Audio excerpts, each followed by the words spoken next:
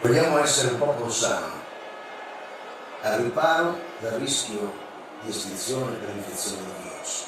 E voi, italiani, sarete quel popolo. In futuro non dovranno più esserci divisioni a causa della vaccinazione dei Green Pass. E voi non dovrete far nascere queste divisioni tra voi. Vogliamo essere un solo Stato. E voi dovrete educare voi stessi alle direttive di questo Stato. Vogliamo che questa nazione sia obbediente e voi dovete praticare l'obbedienza. Vogliamo che questa nazione viva in pace,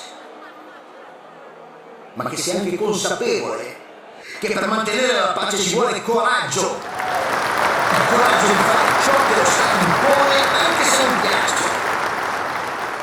E così voi dovete essere pacifici ma anche coraggiosi ad un tempo. Se lo Stato impone è perché non dubita. E così nemmeno voi dovete dubitare, ma agire conformemente alle direttive statali. Dovete essere duri e determinati, decisi a sopravvivere, non arrendevoli ad un futuro di malattia, in nome di cosa? Di una scia corrotta che pretende ogni diritto senza sacrificio? I giovani per primi devono temprarsi, sacrificare i loro orgogli individuali in nome di una dignità nazionale che prevale su ogni verità, sulle verità di qualsiasi individuo.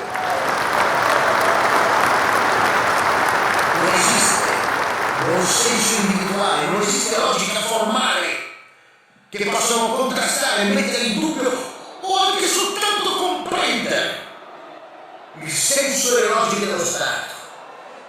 Non c'è tempo per spiegare quali logiche e quale senso gli apparati statali seguono nella loro comprensione globale del mondo.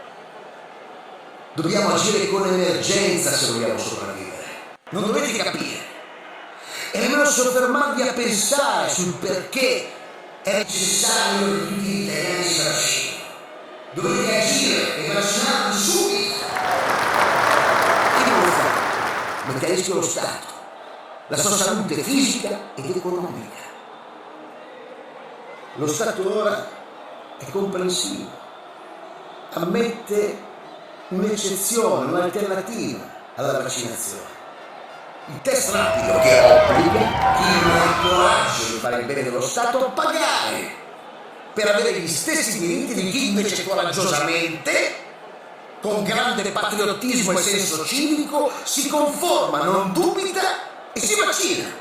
Ed è giusto che paghi. Il pusillanime e l'indeciso devono pagare. Solo il coraggio sarà premiato. Ci sono stati politici che già mesi prima del diffondersi del Covid rilasciavano interviste indossando la mascherina FFP2 che li riparava dal rischio del contagio, perché sapevano quello che voi ancora non potevate capire e che potete capire solo ora, quasi 2 anni dopo. Ma voi credete che abbiamo a disposizione altri 2 anni perché l'uomo comune possa capire il motivo per cui dobbiamo agire in un determinato modo per affrontare l'emergenza Covid? Siamo in emergenza! Dobbiamo agire ora, non fra 2 anni! Ma voi credete di essere tutti uguali? Se fosse così, se è così, allora perché alcuni di voi sono poveri e molti altri ricchi? Se è così, perché alcuni di voi pochi dirigono lo Stato e ne promulgano le leggi e tutti gli altri sono tenuti a seguire quelle leggi senza poterle contestare o modificare? Perché non siete tutti uguali.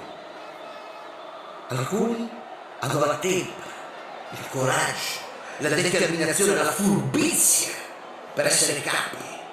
Altri, la maggior parte, quasi tutti gli altri, non hanno se non le qualità per essere servi, fedeli e obbedienti. Anche ora chi dirige lo Stato sa, e perciò impone.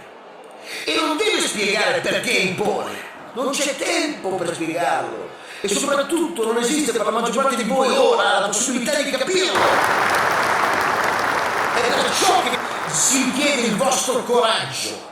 Il coraggio di fare ciò che vi è imposto senza capire perché vi è imposto, ma sforzandovi di comprendere che fare ora ciò che vi è imposto significa fare il bene dello Stato, salvaguardando la sua salute fisica e economica.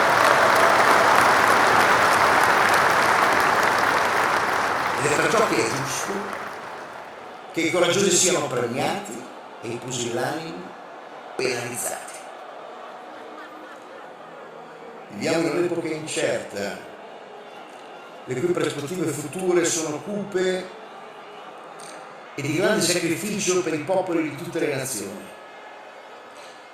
Il protocollo di Kyoto e l'accordo di Parigi hanno messo in evidenza la necessità prioritaria di ridurre le emissioni di CO2 nell'atmosfera e d'altronde le riserve mondiali di petrolio sono prossime all'esaurimento.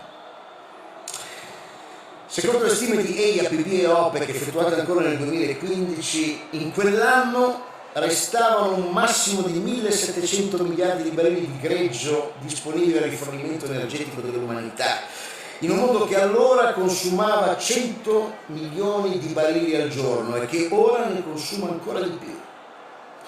Ecco perché il costo dell'energia a breve subirà un aumento sostanziale, circa il 40% in più di quanto è costato fino ad ora. Ma lo Stato italiano è magnanimo, comprende le difficoltà del suo popolo e pertanto lo Stato sta considerando l'ipotesi di diminuire il peso delle accise sui rifornimenti di energia, così che chi è meritevole possa subire un aumento inferiore, magari solo il 10%, ma non tutti. Solo chi è meritevole, chi ha il coraggio di fare ciò che serve al bene dello Stato. Il Super Green Pass di prossima emissione che tutti, senza esclusione alcuna, dovranno avere, non sarà solo il passaporto primo che garantirà il mantenimento dei diritti e delle libertà di tutti i cittadini, ma sarà strumento di distinzione fra i cittadini stessi. Sarà lo strumento che decreterà chi tra questi, con coraggio, si è vaccinato ed ha così ottenuto un pass di lunga durata, verde sgargiante, e chi invece, da pusillanime, ha pagato per ottenere un pass di breve durata, un verde spento. I primi, i coraggiosi, usufruiranno di tutti gli sconti che lo Stato potrà accordare.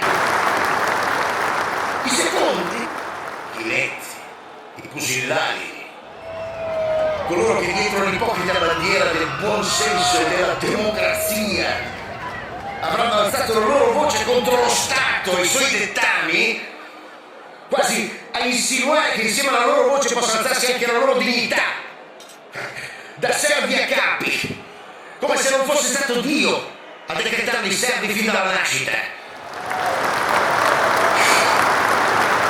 Coloro che si saranno resi colpevoli quindi di violenza contro Dio e la patria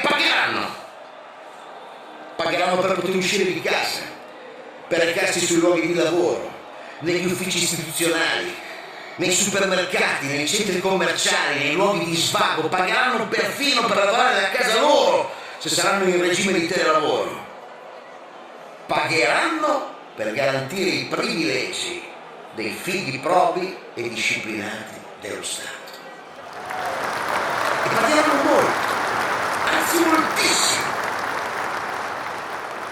Un test rapido costa meno di 2 euro, ma loro lo pagheranno 15 euro, almeno 2 volte alla settimana, anzi meglio 3, con un guadagno netto per lo Stato di circa 40 euro a testa a settimana per ciascuno di loro. Sono ancora tanti, più di 10 milioni questi pusillanimi dissidenti, che a breve garantiranno allo Stato un introito settimanale di circa 400 milioni di euro, ossia 1.600 milioni di euro al mese, quasi più di 19 miliardi di euro l'anno, di cui beneficeranno non loro, ma solo lo Stato e i suoi cittadini virtuosi.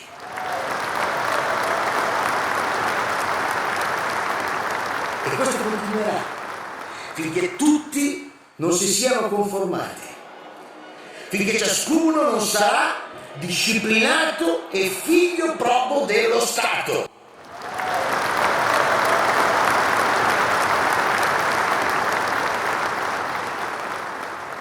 Il sistema pedagogico di questo nuovo stato di emergenza è duro, ma sortirà la sua efficacia ad ogni costo, perché non importa ciò che facciamo oggi, importa che domani, quando di noi non resterà più nulla, questo nuovo Stato italiano resterà in voi, che continuerete a mantenere alta in pugno la bandiera che abbiamo strappato al contagio e al rischio di estinzione. E non potrà che essere così, perché la vostra carne e il vostro sangue sono sangue e carne dello Stato italiano.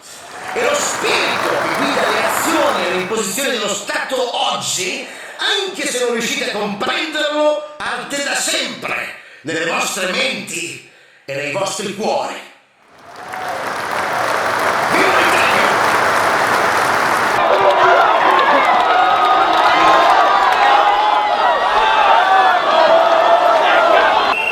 È una grande serata per l'Italia. Cantiamo Libera Strade!